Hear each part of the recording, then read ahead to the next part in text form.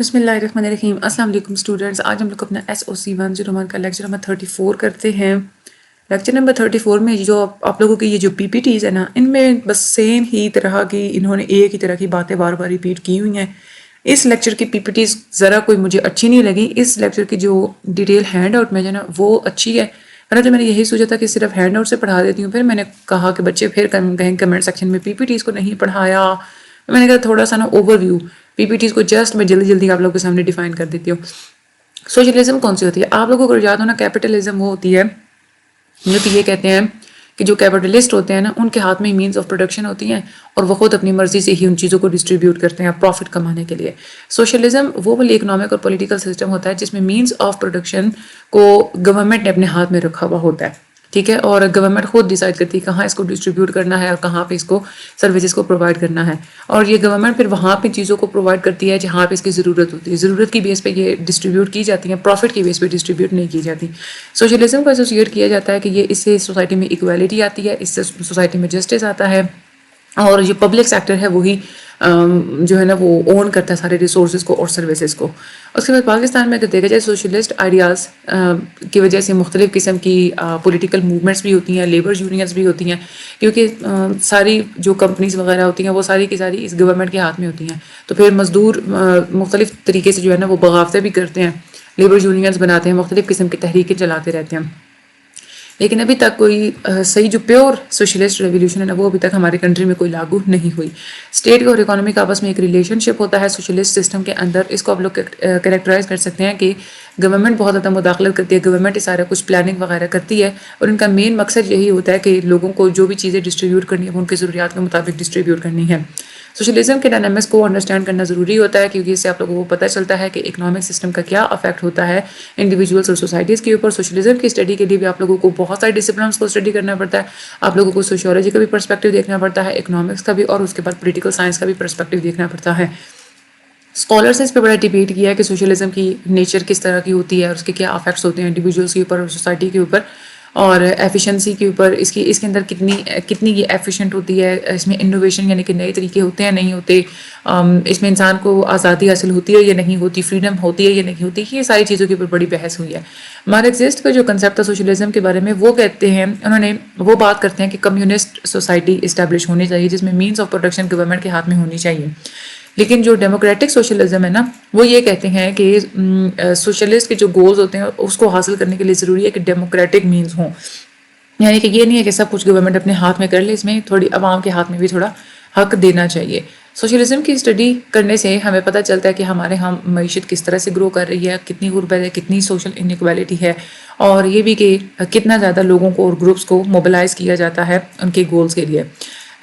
جتنی بھی سوشلزم کے اندر جتنی بھی کمپلیکسٹیز ہیں ان کو اگر دیکھا جائے تو ہم لوگ یہ چیز انڈرسٹینڈ کر سکتے ہیں کہ اکنامک سسٹم کس طرح سے سوشل ریلیشن شپس کو شیپ آؤٹ کرتا ہے اور اس کا کیا اثر ہوتا ہے کسی بھی ایک انسان کی یا ٹوٹل کلیکٹیو سوسائٹی کی ویل بینگ کے اوپر. اس کے بعد آگے ہم لوگ اسٹڈی کرتے ہیں اکانومی اور اسٹیٹ کی بات کرتے ہیں. کیپٹلسٹ کا کیا ویو ہے سوشلزم کے بارے میں؟ کیپٹلسٹ تو ظاہر سی بات انہوں نے تنقید ہی کرنی ہے کیونکہ یہاں پہ تو سوشلزم میں یہ ہوتا ہے کہ گورنمنٹ کے ہاتھ میں سب کچھ ہوتا ہے، گورنمنٹ انٹرونشن کرتی ہے. لیکن کیپٹلسٹ تو یہ کہنا ہے کہ گورنمنٹ کو بالکل بھی عمل دخل نہیں کرنا چاہیے، ہم لوگ اپنی مرضی سے جتنے چاہیے ہم لوگ چیزوں کی ہم لوگ پرائز رکھیں. کیپٹلزم وہ سسٹم ہے جو یہ کہتے ہیں کہ پرائیویٹ اونرشپ ہونی چاہیے مینز آف پروڈکشن کی، اور چیزوں کو اور سروسز کو پروفٹ کے لیے ہی بنانا چاہیے. کیپٹلسٹ یہ کہتے ہیں کہ سوشلزم ان ایفیشینٹ ہے اور یہ بالکل ان افیکٹو ہے، یہ کامیاب نہیں ہو سکتی کیونکہ کوئی بھی انسان محنت تب کرتا ہے جب اس کو انسینٹیو ہوتا ہے کہ مجھے پروفٹ ملے گا. تو سوشلزم کے اندر یہ والا جب انسینٹیو موجود ہی نہیں ہے تو پھر کوئی بھی اچھے طریقے سے کام نہیں کرے گا، اور اس سے اکانومی کی کیا ہوگی، اسٹیگنیشن ہوگی، یعنی کہ بے روزگاری بھی بڑھے گی اور جو پرائز ہے نا یہ بھی بڑھے گی، مہنگائی بھی بڑھ جائے گی اور بے روزگاری بھی بڑھے گی، اور اس سے کیا ہوگا کہ ہماری جو معیشت ہے نا وہ بھی بیٹھ جائے گی. کیپٹلسٹ جو کرٹیسائز کرتے ہیں سوشلزم کو وہ اس بیس پہ کرتے ہیں، وہ یہ کہتے ہیں کہ جو فری مارکیٹ کا جو میکانزم ہے یہ سب سے زیادہ ایفیشینٹ طریقہ ہے ریسورسز کو ایلوکیٹ کرنے کا، اور اس سے اکانومی میں گروتھ بھی ہوتی ہے اور انوویشن بھی ہوتی ہے. یہ کس طرح سے ہوتی ہے یہ ابھی ہم لوگ جب ہینڈ آؤٹ کے اوپر چلیں گے نا تو ہم لوگ وہاں پہ ان ساری چیزوں کو سمجھیں گے. پاکستان میں کیپٹلسٹ کے آئیڈیاز نے ہماری اکنامک پالیسیز کو بہت انفلوئنس کیا ہے کیونکہ جو کیپٹلسٹ ہیں وہ زیادہ فوکس کرتے ہیں فورن انویسٹمنٹ کے اوپر کہ فورن سیکٹر سے لوگ ادھر انویسٹ کریں، اور کیپٹلزم جو ہوتی ہے نا کیپٹلسٹ کی وجہ سے ہی زیادہ انٹرپرینرشپ کو پروموٹ جو ہے نا ہم لوگ کر سکتے ہیں، کیونکہ لوگ اپنے بزنسز کو تب سیٹ کریں گے، انٹرپرینیورشپ کی طرف تب جائیں گے جب کیپٹلسٹ اکانومی ہوگی. کیپٹلسٹ کے ویو کو جب ہم لوگ انڈرسٹینڈ کرتے ہیں کہ وہ کیا ویو دیتے ہیں سوشلزم کے بارے میں، تو یہ ضروری ہوتا ہے اس چیز کو انالائز کرنے کے لیے کہ بھی موجودہ حالات میں ہماری سوسائٹیز کو کس طرح کے اکنامک اور سوشل مسائل کا سامنا ہے. کیپٹلزم کی اسٹڈی کے لیے بھی آپ لوگوں کو بہت ساری اپروچز کو اسٹڈی کرنا پڑتا ہے، جیسے سوشیولوجی کو اور اکنامکس کو اور اس کے بعد پولیٹیکل سائنس کو. اسکالرس نے اس پہ بھی بڑی ڈیبیٹ کی ہے کہ کیپٹلسٹ کے آئیڈیاز کتنے ایک ویلڈ ہیں اور کتنے ریلیونٹ ہیں، اس میں ایفیشنسی کتنی ہوتی ہے، انیکوالٹی ہوتی ہے یا نہیں ہوتی ہے، اس سے انوائرمنٹ سسٹین رہ سکتا ہے نہیں رہ سکتا، اس کے اوپر بھی اسکالرس نے بڑی ڈیبیٹ کی ہے. کیپٹلسٹ کی جو اسٹڈی ہے وہاں پہ اگر اس کو دیکھا جائے تو وہ جو تنقید کرتے ہیں سوشلزم کے اوپر، ان کی پوری اگر تنقید کو اگر ہم لوگ دیکھیں تو ہمیں یہ پتہ چل جاتا ہے کہ ہمارے پورے اکنامک سسٹم کے اندر اور ہمارے پوری پالیسیز کے اندر کیا کیا ڈرا بیکس اور کیا کیا بینیفٹس ہو سکتے ہیں. کیپٹلزم کے اندر جتنی بھی کمپلیکسٹیز ہیں اس کو اگر ہم لوگ انالائز کریں تو ہمیں ایک ڈیپر انڈرسٹینڈنگ مل سکتی ہے کہ ہمارا اکنامک سسٹم ہمارے ریلیشن شپس کو کیسے، سوشل ریلیشن شپس کو کیسے شیپ آؤٹ کرتا ہے، اور انڈیویجول یا کلیکٹیو لیول پہ، پوری سوسائٹی کے لیول پہ یہ کس طرح سے ہماری ویل بینگ کو امپیکٹ کرتا ہے. کیپٹلزم کی اسٹڈی پالیسیز ڈیولپ کرنے کے لیے بہت امپورٹنٹ ہوتی ہے، اور جہاں پہ انٹرونشن وغیرہ کرنی ہے وہاں پہ بھی کیپٹلزم کو اسٹڈی کو ہمیں مد نظر رکھنا چاہیے. اس سے کیا ہوتا ہے کہ اکنامک ڈیولپمنٹ جو ہے نا وہ پروموٹ ہوتی ہے اور سوسائٹی میں انیکوالٹی بھی ریڈیوس ہوتا ہے. اس کے بعد ہم لوگ آگے چلتے ہیں ڈیموکریٹک سوشلزم. ڈیموکریٹک سوشلزم وہ ہوتی ہے کہ اس میں سوشلزم ہوتی ہے، یعنی کہ گورنمنٹ کے ہاتھ میں بھی چیزیں ہوتی ہیں، لیکن ساتھ میں دوسری طرف یہ ڈیموکریٹک بھی ہوتی ہے، عوام کو بھی تھوڑا جو ہے نا وہ تھوڑی ایک اسپیس دی جاتی ہے، وہ بھی اون کر سکتے ہیں کچھ. یہ وہ اکنامک تھیوری ہے جو یہ دیکھتے ہیں کہ جو سوشلسٹ گولز ہوتے ہیں آپ لوگ ان کو ڈیموکریٹک مینس سے پورا کریں. ڈیموکریٹک سوشلسٹ آرگیو کرتے ہیں کہ جو مینس آف پروڈکشن ہے وہ لوگوں کو بھی کسی حد تک کنٹرول کرنے چاہیے، ان کو اون کرنا چاہیے، اور جو سوشل سیفٹی نیٹس ہوتے ہیں وہ پرووائڈ کرنے چاہیے، پبلک سروسز پرووائڈ کرنی چاہیے. اس طرح سے کیا ہوگا کہ ہماری سوسائٹی کے اندر جسٹس اور ایکویلٹی کو جو ہے نا وہ پروموٹ ہوگی. مختلف پالیسیز ہونی چاہیے، گورنمنٹ خود بھی کچھ کام کرے، جہاں پہ اس کو انٹروین کرنے کی ضرورت ہے وہاں پہ وہ کرے، اور باقی عوام جو کچھ کر رہی ہے اس کو جسٹ اس پہ نظر رکھنی چاہیے، زیادہ اس میں انٹرونشن نہیں کرنی چاہیے. پاکستان میں جو ڈیموکریٹک سوشلسٹ آئیڈیاز ہیں انہوں نے ہمارے پولیٹیکل موومنٹس کو، لیبر یونینس کو انفلوئنس کیا ہے، بٹ یہ ہے کہ ہماری کنٹری کے اندر ابھی تک کوئی بڑی سوشلسٹ ریولیوشن انٹروڈیوس نہیں ہوئی. اسٹیٹ اور اکانومی کے درمیان جو ایک ریلیشن شپ ہوتا ہے ڈیموکریٹک سوشلسٹ سسٹم میں، اس میں یہ ہوتا ہے کہ گورنمنٹ انٹرونشن وغیرہ کرتی ہے، پلاننگ وغیرہ کرتی ہے، اور ان کا یہی موٹو ہوتا ہے کہ ہم نے لوگوں کی ضروریات کے مطابق چیزوں کو ڈسٹریبیوٹ کرنا ہے. ڈیموکریٹک سوشلزم کے ڈائنامکس کو بھی سمجھنا ضروری ہے، کیونکہ اس سے آپ لوگوں کو پتہ چلتا ہے کہ ابھی موجودہ سوسائٹیز کو کس طرح کی پولیٹیکل کس طرح کی تو ان کو پرابلم کا سامنا ہے، اور ہماری سوسائٹی کے اندر کتنی ایک ایبلٹی پائی جاتی ہے پولیٹیکل چینج کو اڈاپٹ کرنے کی. یہ ساری وہی باتیں بار بار یہ ہر جگہ پہ ریپیٹ کر رہے ہیں، پتہ نہیں یہ کیا انہوں نے پی پی ٹیز بنائی ہیں نا یہ والی. آگے یہ سیم وہی چیز دیکھیں، ڈیموکریٹک سوشلزم میں ملٹی ڈسپلنری اپروچ ہوتی ہے، یہ ہم لوگ پچھلے لیکچر میں بھی ہر ٹاپک میں انہوں نے یہی ایک چیز بتائی ہوئی ہے. حالانکہ پیپر میں انہوں نے یہ چیزیں نہیں پوچھنی، پیپر میں انہوں نے کنسیپٹ دینا ہے، کنسیپچل پیپر اٹھا کے دے دیں گے. یہ ہے کہ آپ لوگوں کے ایم سی کیوز میں یہ چیزیں آ جاتی ہیں، تو ایم سی کیوز کے لیے میں آپ لوگوں کو یہ کروا رہی ہوں. اسکالرز مختلف قسم کے ڈیبیٹ کرتے ہیں ڈیموکریٹک سوشلزم کی نیچر کے اوپر، اور یہ بتاتے ہیں کہ یہ اس کے اندر کتنی افیکٹونیس پائی جاتی ہے کوئی گولز اچیو کرنے میں، اس کے اندر انوویشن اور انڈیویجول فریڈم بھی موجود ہوتی ہے. تو اس کے بارے میں بھی ہمیں اسکالرز کے کچھ ویوز دیکھنے کو ملتے ہیں. ڈیموکریٹک سوشلزم کی اسٹڈی سے آپ لوگوں کو پتہ چلتا ہے کہ اکانومی میں گروتھ کتنی ہو رہی ہے، غربت کتنی ہے، انیکوالٹی کتنی ہے، اور انڈیویجولس کو موبلائز کتنا کیا جاتا ہے کہ وہ اپنے ڈیموکریٹک مینس کے تھرو اپنے گولز کو اچیو کر سکیں. کمپلیکسٹیز جب انالائز کیا جاتا ہے ڈیموکریٹک سوشلزم کی ان کمپلیکسٹیز کو، تو آپ لوگوں کو ڈیپر انڈرسٹینڈنگ ملتی ہے اپنے اکنامک سسٹم کو انڈرسٹینڈ کرنے میں کہ یہ کس طرح سے ہمارے سوشل ریلیشن شپس کو افیکٹ کرتی ہیں اور ویل بینگ کو کس طرح سے افیکٹ کرتی ہیں. ڈیموکریٹک سوشلزم کی اسٹڈی ضروری ہے پالیسیز بنانے کے لیے اور انٹرونشنز بنانے کے لیے، اکنامک ڈیولپمنٹ پروموٹ کرنے کے لیے، انیکوالٹی کو ریڈیوس کرنے کے لیے، اور ڈیموکریٹک پارٹیسپیشن کو پروموٹ کرنے کے لیے کہ عوام بھی پارٹیسپیٹ کرے اکنامک ایکٹیویٹیز کے اندر، اور جتنے بھی اکنامک معیشت سے ریلیٹڈ جتنے بھی ڈیسیجنز وغیرہ لیے جاتے ہیں اس میں بھی ہماری جو عوام ہے اس کو بھی پارٹیسپیٹ کرنا چاہیے. آگے یہ پولیٹیکل چینج، سیاست میں چینجز کیسے آتے ہیں. انسٹیٹیوشنلائزڈ پولیٹیکل چینج ہوتے ہیں ایک، اس کے بعد ریبیلینس، اس کے بعد ریولیوشنز. پولیٹیکل چینج کا مطلب یہ ہوتا ہے کہ ہمارا کوئی بھی جو سیاسی نظام ہوتا ہے سارا وہ وقت کے ساتھ ساتھ کیسے چینج ہوا ہے، that is a political change. ایک ہوتا ہے چینج انسٹیٹیوشنلائزڈ پولیٹیکل چینج، یہ ہوتا ہے کہ آہستہ آہستہ بالکل پرامن طریقے سے اپنے سیاست کے اندر چینجز لائے جاتے ہیں اور انسٹیٹیوشنس کے اندر چینجز لائے جاتے ہیں. فار ایگزامپل اگر کوئی چینج جو آئین ہے اس میں تھوڑی چینج کر دی گئی, اس میں ترامیم وغیرہ کر دی گئی, تو اس سے ہوتا ہے. اور اس میں کیا ہوتا ہے کہ مختلف جو الیکشنز کے جو میکانزمز ہوتے ہیں وہ تھوڑے چینج کر دیے, اور اس میں بھی احتجاج وغیرہ ہوتے ہیں لیکن پرامن طریقے سے ہوتے ہیں. پاکستان میں انسٹیٹیوشنلائز پولیٹیکل چینج ایسا ہوتا ہے کہ ایک طرف دیکھا جائے تو مارشل لا لگا دیا جائے, ٹھیک ہے, یا کبھی یہ ہوتا ہے کہ سویلین ادھر ڈیموکریسی آ جاتی ہے اور مختلف قسم کی آئینی اصلاحات کو امپلیمنٹ کیا جاتا ہے, تو اس طرح سے سیاست کا اسٹرکچر چینج ہو جاتا ہے. ریبیلینس یہ وہ فارم ہوتی ہے پولیٹیکل چینج میں جس میں لوگ ابھی موجودہ جو سیاستی جتنی بھی جماعتیں ہوتی ہیں نا ان کے خلاف ریسسٹ کرتی ہیں, ان کے خلاف کھڑی ہو جاتی ہیں, وائلنٹ پروٹیسٹ کرتے ہیں, جہاں پہ ہتھیار اٹھانے پڑے وہ ہتھیار بھی اٹھاتے ہیں. پاکستان میں ریبیلینس پائے جاتے ہیں ادھر بلوچستان کنفلکٹ میں, اور پشتون تحفظ موومنٹ ہے, یہ سارے ریبیلینس میں آتے ہیں. ریولیوشنز یہ وہ فارم ہوتی ہے پولیٹیکل چینج کی جس میں پورے کے پورے پولیٹیکل انسٹیٹیوشن کو اور سسٹم کو بہت ہی زیادہ وائلنٹ طریقوں سے چینج کرنے کی کوشش کی جاتی ہے. پاکستان میں یہ چیز بھی دیکھنے میں آئی ہے, یہ جو مارشل لا لگائے جاتے ہیں نا یہ اسی میں آتی ہے, ریولیوشنز میں آتی ہے. ضیاء الحق نے جو مارشل لا لگایا تھا اسلامائزیشن کے لیے, پورے ملک کو اسلام کی جو ہے نا وہ اسلام کے پرنسپلز کے اوپر بلڈ کرنے کے لیے انہوں نے بڑی مختلف قسم کی پالیسیز وغیرہ بنائی تھیں.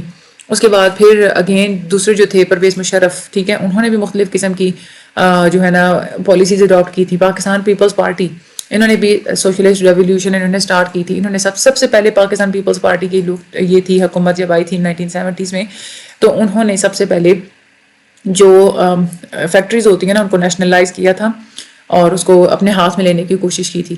پولیٹیکل چینج کے اندر جتنے بھی ڈائنامکس ہوتے ہیں ان کو سمجھنا بہت ضروری ہوتا ہے کہ ابھی موجودہ ہماری سوسائٹیز کے اندر کیا کیا چیلنجز ہیں, کیا کیا اپرچونیٹیز ہیں, اور کتنا ایک ہماری سوسائٹی کے اندر صلاحیت موجود ہے سوشل اور پولیٹیکل ٹرانسفارمیشن کے لیے.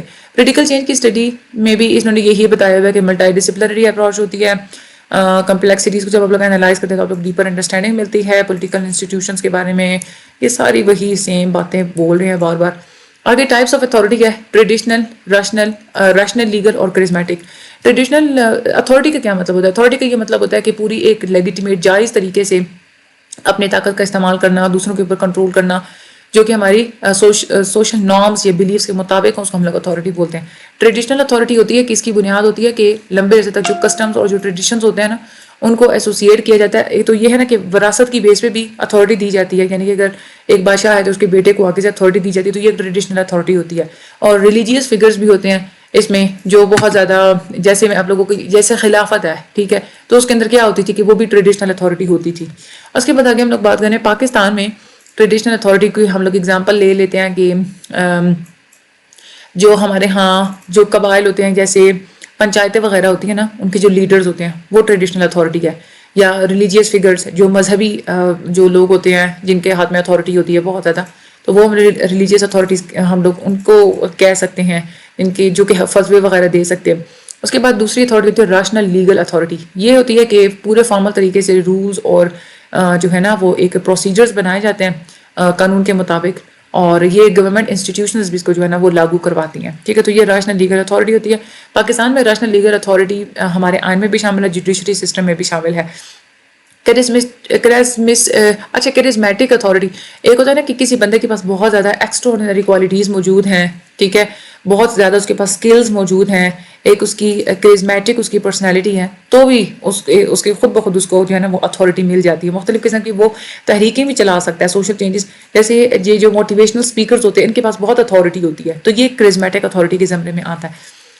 پاکستان کی اگر ہم لوگ کرزمیٹک اتھارٹی کی بات کریں تو اس میں جو فگرز ہمیں دیکھنے کو ملتے ہیں جیسے محمد علی جناح, ذوالفقار علی بھٹو, یہ جو ڈائنامکس ہوتے ہیں نا اتھارٹی کے, ان کو سمجھنا بہت ہی ضروری ہوتا ہے کہ اگر آپ لوگ انالائز کرنا چاہتے ہیں کہ کس طریقے سے پاور اور کنٹرول موجودہ سوسائٹیز میں ان کو ایکسرسائز کیا جاتا ہے, ان کو یوز کیا جاتا ہے, اور اس سے آپ لوگ یہ بھی انڈرسٹینڈ کر سکتے ہیں کہ سوشل اور پولیٹیکل چینج کا کتنا پوٹینشیل ہمارے ہاں موجود ہے.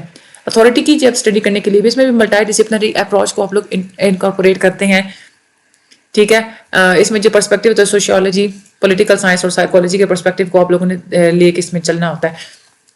اس کے بعد جو کمپلیکس اتھارٹی, جتنی بھی اتھارٹیز ہیں ان کی کمپلیکسٹیز کو جب آپ لوگ انالائز کرتے ہیں تو آپ لوگ ڈیپلی اس چیز کو انڈرسٹینڈ کر سکتے ہیں ان طریقوں کو کہ کیسے جو پاور ریلیشنز ہیں وہ ہمارے سوشل انٹریکشن کو کیسے افیکٹ کرتے ہیں اور اس کا کیا اثر ہوتا ہے کسی بھی انسان کی ویل بینگ کے اوپر. اب ہم لوگ ذرا چلتے ہیں اس کی ہینڈ آؤٹس کی طرف.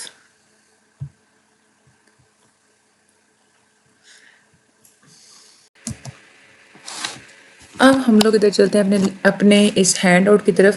اس میں جو آپ لوگوں کا کنسیپٹ ہے نا اس میں بڑے انہوں نے اچھے کنسیپٹ دیے ہوئے. ویسے تو یہ ہینڈ آؤٹ میں چپلے مارتے ہیں لیکن آج کا یہ جو لیکچر ہے نا اس میں انہوں نے ہینڈ آؤٹ میں بڑا اچھا لکھا ہوا تھا. اس میں سب سے پہلے سوشلزم کی بات کرتے ہیں. اس میں پبلک اونرشپ ہوتی ہے مینز آف پروڈکشن کی. پہلی بات تو یہ، اور دوسرا یہ کہ سینٹرل پلاننگ ہوتی ہے یعنی کہ گورنمنٹ خود سب کچھ پلان کرتی ہے اور جو چیزوں کی جو ہوتی ہے نا پروڈکٹس کی جو ڈسٹریبیوشن ہوتی ہے وہ پروفٹ کو مد نظر رکھتے ہوئے نہیں بنایا جاتا. یہ دیکھا جاتا ہے کہ جہاں پہ لوگوں کو جس چیز کی ضرورت ہوتی ہے نا اس کے مطابق ان کو چیز پرووائڈ کی جاتی ہے. اس میں یہ ہوتا ہے کہ سینٹرل کمیٹیز بنائی جاتی ہیں اور وہ ساری کمیٹیز جو ہوتی ہیں نا وہ ڈٹرمن کرتے ہیں کہ کہاں پہ اتنی چیزوں کی ضرورت ہے، کہاں پہ اتنے ٹوتھ برشز کی ضرورت ہے، یہاں پہ اتنے شوز کی ضرورت ہے. یہاں جیسے کیپٹلزم میں تو یہ ہوتا ہے نا وہ یہ دیکھتے ہیں کہ جہاں پہ ڈیمانڈ زیادہ ہوتی ہے نا وہ وہاں پہ چیز کو مہنگی کر دیتے ہیں. ٹھیک ہے، اور یہ بھی دیکھتے ہیں کہ جہاں پہ چیزوں کی ڈیمانڈ زیادہ ہوتی ہے تو وہاں پہ چیز کو بھیجتے ہیں، جہاں پہ ڈیمانڈ کم ہوتی ہے تو ان کو پتہ ہوتا ہے کہ یہاں سے ہم زیادہ پروفٹس نہیں ملیں گے تو وہ وہاں پہ چیز کو نہیں بھیجتے. لیکن کمیٹیز جو ہوتے ہیں نا یہ ڈٹرمن کرتی ہیں کہ کون سی چیز بنے گی، کیسے بنے گی، اس کی کیا پرائس ہوگی اور چیزیں کہاں کہاں پہ بیچی جائیں گی اور کس پرائس پہ بیچی جائیں گی. یہ سب کچھ یہ کمیٹیز ہی ڈیسائیڈ کرتی ہیں. یہاں پہ جو پرائزز ہوتی ہیں نا ان کو سیٹ کیا جاتا ہے بالکل. اس میں جو بھی چاہے کسی کا کتنا بھی خرچہ کیوں نہ آیا ہو چیز کو پروڈیوس کرنے میں یا مارکیٹ میں چاہے جتنی بھی زیادہ ڈیمانڈ ہو یہاں پہ پرائز بالکل ایک لیول پہ سیٹ رہتی ہے. ٹھیک ہے، تو اس وجہ سے سوشلزم کے اندر کمپٹیشن نہیں ہوتا کیونکہ سب کو پتہ ہوتا ہے کہ یہاں پہ زیادہ پروفٹ تو ملنا نہیں ہے. تو اسی لیے لوگ آپس میں ایک دوسرے کے ساتھ کمپیٹ نہیں کرتے. ان کو پتہ ہے کہ ایک جیسے ہی پرائزز کو سیٹ کرنا پڑے گا. اس سے کیا ہوتا ہے کہ جن آئٹمس کی ڈیمانڈ کم ہوتی ہے ان کی پرائز کو کم کر دیا جاتا ہے اور جن ڈیمانڈس جو ایسی چیزیں ہوتی ہیں جن کو بنانا مشکل ہوتا ہے ان کو صرف ان کی جو پرائز جو ہوتی ہے نا وہ تھوڑی سی زیادہ ہوتی ہے. یہاں پہ آبجیکٹیو یہ نہیں ہوتا کہ اپنا فائدہ حاصل کرنا ہے. یہاں پہ مین آبجیکٹیو ہوتا ہے کہ لوگوں کے ویلفیئر کے لیے کام کرنا ہے اور لوگوں کی ضروریات کے مطابق چیز کو ڈسٹریبیوٹ کرنا ہے.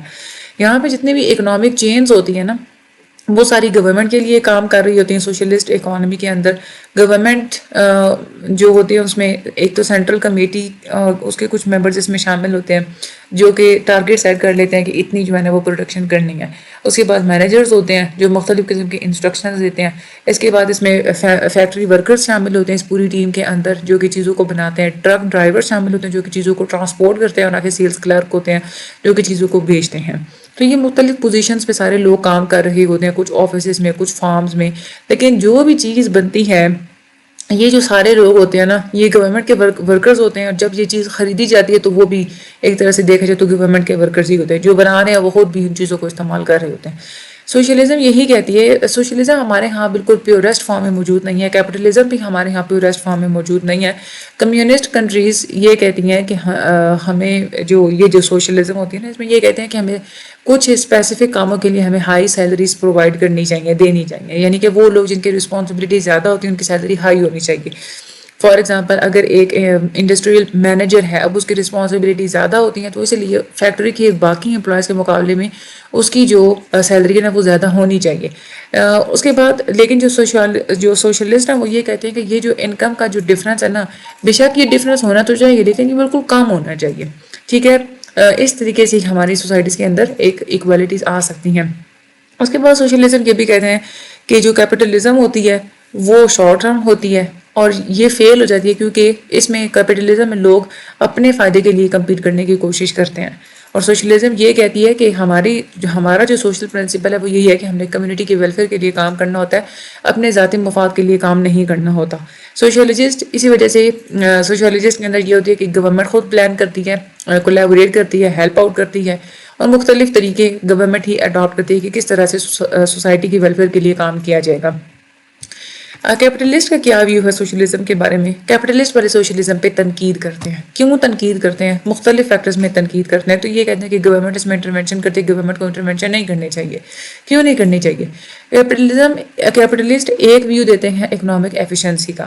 کیپٹلسٹ یہ کہتے ہیں کہ ریسورسز کو ایلوکیٹ کرنے کے لیے، انوویشن کو انکریج کرنے کے لیے، نئی پروڈکٹس سوسائٹی میں انٹروڈیوس کروانے کے لیے اور گروتھ کو بڑھانے کے لیے، معاشی گروتھ کو بڑھانے کے لیے ایک افیکٹو سسٹم جو ہوتا ہے نا وہ فری مارکیٹ کیپٹلزم ہوتی ہے، جہاں پہ گورنمنٹ کوئی مداخلت نہ کرے، جہاں پہ خود ہی ڈیمانڈ اور سپلائی کو دیکھ کے لوگ خود اپنے فائدے کے لیے اپنے پروفٹس کے حساب سے پرائس کو سیٹ کرتے رہے. اس طرح سے اکانومی میں گروتھ ہوتی ہے.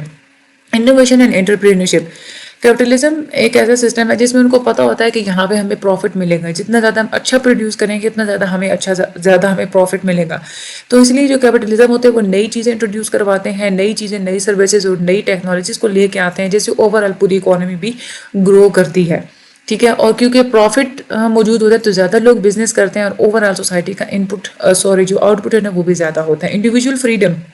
کیپٹلسٹ یہ کہتے ہیں کہ ہر کسی کے پاس یہ حق حاصل ہے کہ وہ چاہے جتنی مرضی پراپرٹی کو اون کرے، اس کے پاس اپنی یہ آزادی ہوتی ہے کہ وہ اپنا بزنس خود کرے. ٹھیک ہے، تو کیپٹلزم یہی کہتے ہیں کہ لوگ اپنے فائنینشیل ڈیسیجنس، اپنی پراپرٹی اور اپنے اکنامک گولز کی بیس پہ جب بھی کوئی ڈیسیجنس لیتے ہیں تو اس سے ہماری اکانومی گرو کرتی ہے. اس میں گورنمنٹ کو عمل دخل نہیں کرنا چاہیے. ایک اور جو پوائنٹ دیتے ہیں کیپٹلسٹ والے وہ یہ کہتے ہیں ایفیشینٹ ریسورس ایلوکیشن. کیپٹلسٹ یہ بھی کلیم کرتے ہیں کہ سوشلزم سے ریسورس کی جو ایلوکیشن ہے وہ بالکل ان ایفیشینٹ ہوتی ہے. ٹھیک ہے، کیونکہ اس میں یہ ہوتا ہے کہ جو کیپٹلزم ہوتی ہے نا اس میں ڈیمانڈ اور سپلائی کو دیکھ کے لوگ خود ہی اچھے طریقے سے پرائسز کو سیٹ کر رہے ہوتے ہیں، تو اچھے طریقے سے ریسورسز کو ایفیشینٹلی وہ یوز کر رہے ہوتے ہیں. Risk and reward. اس میں کیپٹلزم یہ بھی کہتے ہیں کہ کیونکہ دیکھا جائے تو کیپٹلزم کے اندر زیادہ چانسز ہوتے ہیں پروفٹ کے، تو لوگ رسک بھی لے لیتے ہیں اور جو وہ ایفرٹ کرتے ہیں اس سے ان کو زیادہ فائدہ ہوتا ہے، تو وہ فائدہ ان کو ایز اے ریوارڈ مل جاتا ہے، خود ہی ان کو ریوارڈ مل جاتا ہے، ان کے پروفٹ زیادہ ہوتے ہیں. اور اگر کوئی غلطی کرتا ہے اپنی پروڈکشن میں تو اس کا خمیازہ اس کو خود ہی بھگتنا پڑتا ہے، خود ہی سارے وہ نقصان برداشت کرتا ہے، اس میں وہ گورنمنٹ سے ہیلپ نہیں مانگتا. تو اس طرح سے یہ ایفیشینٹ ہے کہ رسک اور ریوارڈ کا ذمہ دار خود ہی لوگ ہی ہوتے ہیں.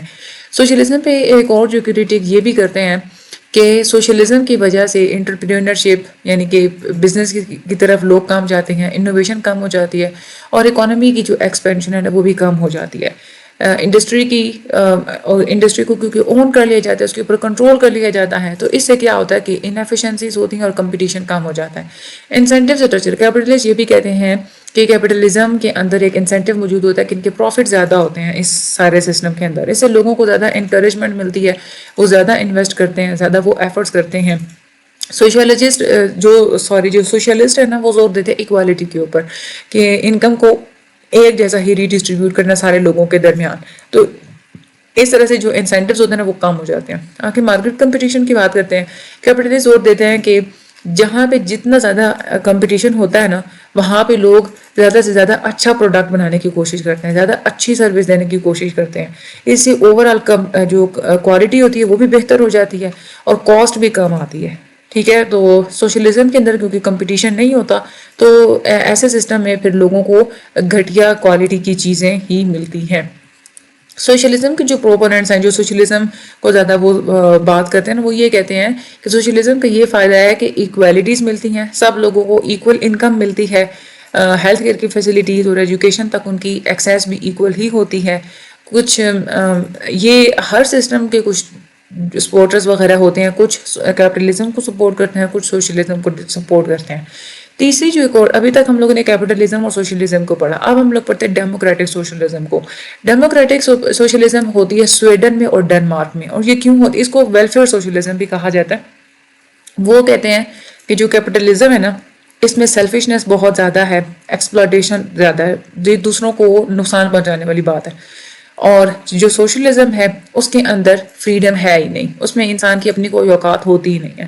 پھر ڈیموکریٹک سوشلزم یہ ہوتی ہے کہ اس میں گورنمنٹ کا بھی عمل دخل ہوتا ہے اور جو عوام ہے نا اس کا بھی عمل دخل ہوتا ہے. جیسے ٹیلی ویژن پوری دنیا جو کسی بھی قوم کے جو ٹیلی ویژنس والے جو ٹیلی فون کا پورا نیٹ ورک ہو گیا وہ ٹیلی ویژن کے اسٹیشنز، اس کے بعد ایئر لائنز وغیرہ یہ سب کچھ گورنمنٹ چلاتی ہے. اسٹیل، مائننگ اور جتنی بھی یہ بڑی انڈسٹریز ہوتی ہے وہ گورنمنٹ کے ہاتھ میں ہوتی ہیں. اور جو ہوتے ہیں نا زیادہ تر سروس والا جو سیکٹر ہوتا ہے، فارمز وغیرہ، مینوفیکچرنگ اور ریٹیل اسٹیبلشمنٹس وغیرہ، یہ ساری پرائیویٹ لوگوں کے ہاتھ میں ہوتی ہیں. اگر یہ پولیٹیکل چینج کی اب انہوں نے بات کی ہوئی ہے، انسٹیٹیوشنلائز پولیٹیکل چینج میں آپ لوگوں کو پہلے ہی بتا چکی ہوں کہ یہ وہ ہوتا ہے کہ آئین کو چینج کیا جاتا ہے اچھے طریقے سے پیسفل طریقے سے پورا ایک پولیٹیکل اپنے اسٹرکچر کو چینج کیا جاتا ہے. ریبیلینس آپ لوگوں کو یہ بھی پتہ ہے کہ اس میں کیا ہوتا ہے کہ بغاوتیں ہوتی ہیں, لوگ طاقت کا بھی استعمال کرتے ہیں, اس کو ہم لوگ پہلے ڈسکس کر چکے ہیں, تو یہ سیم وہی لکھے ہوئے ہیں. ریولیوشنس کو بھی ہم لوگ پڑھ چکے ہیں, یہ بھی سیم وہی ہیں, تو یہاں دوبارہ ریپیٹ کر کے ٹائم نہیں ویسٹ کرتے. Type of authority, traditional authority. Traditional authority یہ ہوتی ہے کہ جو رسم و رواج کی بیس پہ کسی کو اتھارٹی دے دی جاتی ہے نا, یا مذہب جس بندے کو زیادہ اپروو کرتا ہے اس کو زیادہ اتھارٹی دے دی جاتی ہے, that is a traditional authority. جیسے قرآن پاک میں موجود ہے نا کہ مردوں کو عورتوں پہ فوقیت حاصل ہے, ٹھیک ہے, تو یہ ایک ٹریڈیشنل اتھارٹی ہے, ہمارا دین مردوں کو یہ اتھارٹی دیتا ہے, ٹھیک ہے. اور یہ اس میں ٹپیکلی اس میں کیا ہوتا ہے کہ لمبے عرصے تک لوگ اسی چیز کو پھر فالو کرتے رہتے ہیں. تو یہ ٹریڈیشنل اتھارٹی جو ہوتی ہے نا, یہ ایج کی بیس پہ, ریس کی بیس پہ, ریلیجن کی بیس پہ, سیکس کی بیس پہ ہے. اس کے بعد لیگل راشنل اتھارٹی, یہ قانونی طور پہ جیسے بیوروکریٹک اتھارٹی ہوتی ہے نا ایک, جیسے یہ پولیٹیکل اتھارٹی وہ بھی اسی میں ہی آ جاتی ہے, لیگل ریشنل اتھارٹی میں آ جاتی ہے. پورے اسپیسیفک لاز ہوتے ہیں, قانون ہوتے ہیں, پالیسیز ہوتے ہیں جو کہ اس اتھارٹی کے بارے میں بنائے جاتے ہیں, اور اس کی بیس پہ یہ والی اتھارٹی یوز کی جاتی ہے. اور اس میں دیکھا جائے تو میرٹ کی بھی بات کی جاتی ہے, جس کے پاس زیادہ میرٹ ہوگی, جس کے پاس زیادہ ایجوکیشن ہوگی, اس بیس پہ ہی یہ والی اتھارٹی ہاتھ میں دی جاتی ہے. کرزمیٹک اتھارٹی, کرزمیٹک اتھارٹی ہوتی ہے, پہلے میں بتا چکی ہوں کہ کسی انسان کے اندر کو چھاڑ کے گاڈ گفٹڈ ایبلٹیز اور ٹریڈس پائے جائیں, اسپیشل قسم کے اسکلس پائے جائیں, ٹھیک ہے, جس کے اندر کیپیسٹی ہو کہ وہ اپنے فالوورس کو موٹیویٹ کر سکے. تو اس کے وہ پھر کیا ہوتا ہے کہ وہ توجہ کا مرکز ہوتا ہے, لوگ اس کے ارد گرد جمع ہوتے ہیں, تو اس کے بعد میں ایک اتھارٹی ہوتی ہے, ٹھیک ہے. تو یہ وہ اتھارٹی ہوتی ہے جو آپ کسی کی اسکلس کی بیس پہ کرتے ہیں. جب اس انسان کے اندر سے وہ اسکلس, وہ چارم ختم ہو جاتا ہے, تو پھر یہ والی اتھارٹی اس کے ہاتھ میں نہیں رہتی, ٹھیک ہے. تو یہ کرزمیٹک اتھارٹی کی, جیسے حضرت محمد علی جناح کی اور ذوالفقار علی بھٹو کی اگزامپل دی تھی نا, تو یہ وہی چیز ہے. تو یہ آپ لوگوں کے اتھارٹی کی 3 ٹائپس اور ان کا کنسیپٹ آپ کو پتہ ہونا چاہیے. اور اس کے بعد ریولیوشنز, ریبیلینس اور انسٹیٹیوشنلائز پولیٹیکل چینج, ان میں آپ لوگوں کو ڈفرینس پتہ ہونا چاہیے. آپ کا کوسچن ان سے ریلیٹڈ اس طرح کا ہو سکتا ہے کہ ابھی پاکستان میں کرنٹ کوئی ریبیلینس کی ایگزامپل دے دیں, ریولیوشنز کی ایگزامپل دے, اس کو ایکسپلین کریں, ٹھیک ہے. تو یہ اس میں یہ والی چیزیں آ جاتی ہیں. ہم لوگ اس کو پی پی ٹیز میں ہم لوگ اس کی ایگزامپلس میں ہم لوگ دیکھ چکے ہیں. اور یہ جو سوشلزم, ڈیموکریٹک سوشلزم, یہ والا بہت امپورٹنٹ ہے. کیپٹلسٹ کا کیا ویو ہے, یہ والی ساری ہیڈنگس آپ کے مائنڈ میں ہوں تو آپ لوگ ایزیلی خود ہی لکھ سکتے ہیں. باقی یہ سوشلزم والا آپ لوگوں کو بس یہ صرف کنسیپٹ آپ کا ہوگا تو میرے خیال میں بہت اچھے طریقے سے آپ کا کنسیپٹ اب تک کلیئر ہو چکا ہوگا.